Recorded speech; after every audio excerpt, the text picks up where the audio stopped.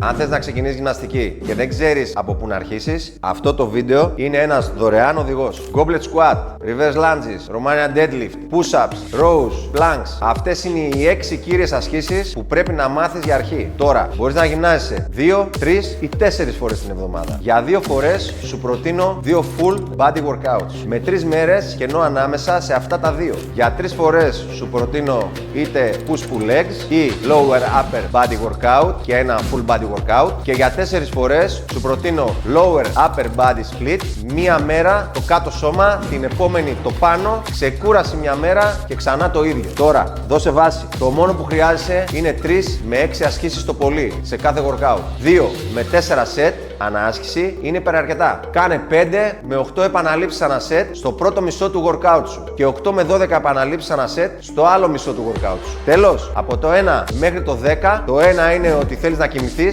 και το 10 κοντεύεις να πεθάνεις. Πρέπει να τελειώσεις όλα τα set γύρω στο 7 με 8. Αν δεν πιάνεσαι ποτέ, πρέπει να ζοριστείς λίγο παραπάνω. Αλλά αν είσαι πάντα πιασμένος και σε επηρεάζει αρνητικά, μπορεί να ζορίζεις παραπάνω τον εαυτό σου όσο πρέπει. Το πόσο πιαστείς, βέβαια, δεν είναι ο κατάλληλος τρόπος για να δεις να βελτιώνεσαι. Οπότε σταμάτα να προσπαθείς να είσαι πιασμένος κάθε φορά που κάνεις προπόνηση και προσπάθησε να υπάρχει μια συνεχής και επαναλαμβανόμενη πρόοδος. Ακολούθησέ με για περισσότερα.